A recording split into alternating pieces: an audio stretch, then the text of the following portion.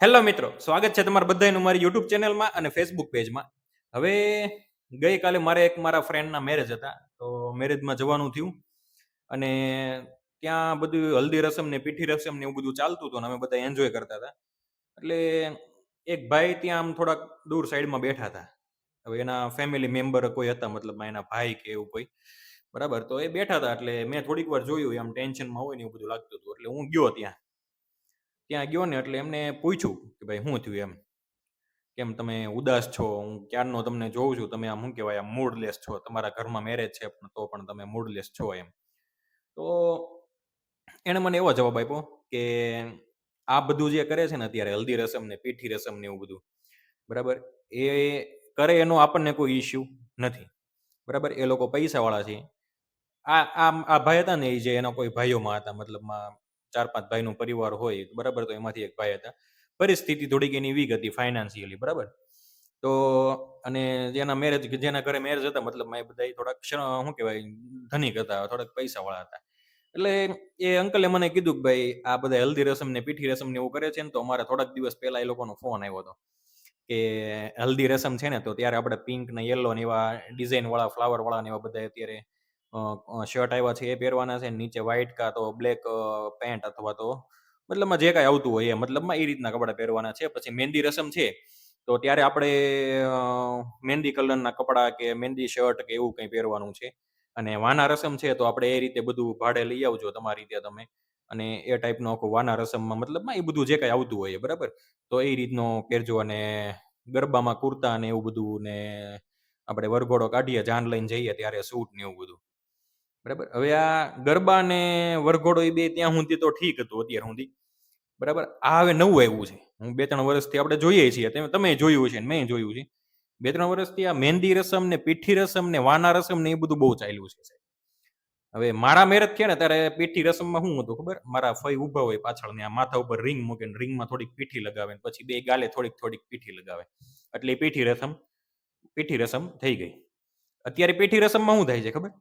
આ બધું તો ગયું, આ લગાવવાનું ની બધું, સીધા પીળા કલરની ડોલ પાણીની ભરીને લાવે ને આ નાખે ને ફૂલડા લાવે ને આ નાખે ને એવું બધું.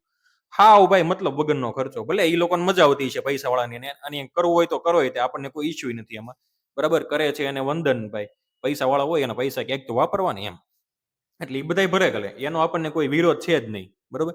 પણ એની પાછળ જે એમના ફેમિલી મેમ્બર હોય, એમના ભાઈઓ હોય, એ બધાય ખાલી ખોટા પીસાય છે ને, ઈ વાત આજે હું કરવા આવ્યો છું, બરાબર. વિડીયો ગમે તો લાઈક કરજો, શેર કરજો, અને યુટ્યુબ ચેનલ સબસ્ક્રાઇબ કરજો, અને ફેસબુકમાં પણ ફોલો કરતા જાજો. હવે એ ભાઈનું કેવું એમ હતું કે મારે અત્યારે આમ મારે ઘર ચલાવવું હોય ને તો અઘરું છે સુરતમાં રહીને, બરાબર. અને એની પાછળ આ ભાઈ મને એમ કીધું કે તમારે આ પહેરીને આવવાનું, તે પહેરીને આવવાનું. અમે એક ઘરમાં 6 મેમ્બર છીએ. તો 6 મેમ્બરના વાના રસમના કપડાં, વરઘોડાના કપડાં, લગ્ન આપણે શું કહેવાય, રાસ ગરબાના કપડાં, મહેંદીના કપડાં, અને પીઠીના કપડાં, આ પાંચ પાંચ કપડાં 6 જણાના લઈએ એટલે 30 કપડાં થાય. મતલબમાં 30 વસ્તુ એને હાવ એક્સ્ટ્રા લેવાની, કે જે એને 1 થી 2 વાર પહેરવાની છે, બરાબર. એમ જ થાય. મહેંદી કલરનો શર્ટ હોય તમે કઈ રોજ નથી પહેરવાના, આ ભળતું હોય એને ભળાય, એની વાત અલગ છે. પછી આ પિંક કલરનો શર્ટ છે પીઠીમાં, એ ભાઈ કીધું એમ પિંક યા તો યેલો, બરોબર. તો એ કઈ તમે રોજ નથી પહેરવાના. કુર્તું લ્યો તો એ રોજ નથી પહેરવાના, બરાબર. હવે આપણે આ શું કહેવાય, વરઘોડામાં જઈએ ત્યારે સૂટ પહેરો તો સૂટ કઈ રોજ નથી પહેરવાના. એ તો બધું હાલો જ એકવાર આપણે થોડુંક વ્યવસ્થિત લાગે એટલે.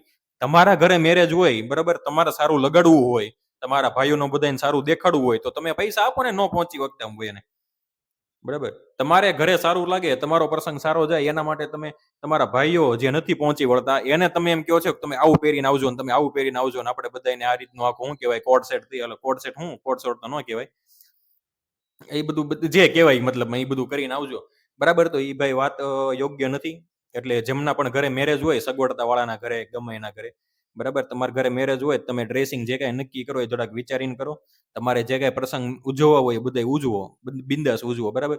પણ એની પાછળ જો તમારા ઘરમાં કોઈ, તમારા ભાઈઓમાં, તમારા બેન દીકરીઓમાં કોઈ નાનું માણસ હોય, જેને ઘર ચલાવવું અઘરું પડતું હોય, એને તમે આવું બધું વસ્તુ પહેરીને આવવાનું કયો, બરાબર. તમારા ઘરે સારું લગાડવું હોય તમે એને આપી દો, સ્પોન્સર કરી નાખો, તમે ભાડે લઈ ગયો, તમે ઘરનું લઈ ગયો, બરાબર. પણ એ લોકોને આવું ના બોલો. એટલે જે પહેરીને આવવું હોય એ આવે, બરાબર. પ્રસંગ તો વ્યક્તિથી સારો લાગે, પર્સનાલિટીથી કોઈ પ્રસંગ સારો લાગતો નથી. બરાબર, તમે હારા હારા કપડાં કદાચ પહેરીને જાઓ તો એ બધા 1-2 દિવસ સારું લાગે, પણ એની પાછળ માણસ કેટલો હેરાન થાય છે, બરાબર, એ તમે જુઓ. તમારા ઘરે માણસ આવશે ને એ સારું લાગશે. માણસ હું પહેરીને આવશે ને ઈ મહત્વનું નથી. તમારા ભાઈઓ આવે ને તમારા ઘરે પ્રસંગમાં, તમારા ભાઈઓ આવે, તમારી બેન દીકરીઓ આવે, ઈ મહત્વનું છે. તમારા ભાઈઓ તમારી બેન દીકરીઓ હું પહેરીને આવે ને ઈ મહત્વનું નથી. સાડી પહેરીને આવે ને તોય સારા લાગે ને ચણિયા ચોળી પહેરીને આવે તોય સારા જ લાગે. પછી એમાં એવું ના હોય કે આ કલરની, તે કલરની, પેલા કલરની, ફલાણા કલરની, ઢીકડા કલરની. બરાબર, એટલે આ થોડુંક નોંધ લેવા જેવી બાબત છે, તમને લાગે તો. આ તો મેં આવું બધું એક્સપિરિયન્સ કર્યું એટલે મેં તમને કીધું, શેર કર્યું. બરાબર, માનવું કે ન માનવું તમારી ઉપર છે. બાકી તો સુરતમાં તમને ખબર જ છે અત્યારે દેખાદેખી કેટલી ક્યાં પહોંચી ગઈ છે એમ. લોકો સુસાઇડ કરવા તૈયાર થઈ ગયા છે દેખાદેખીમાં.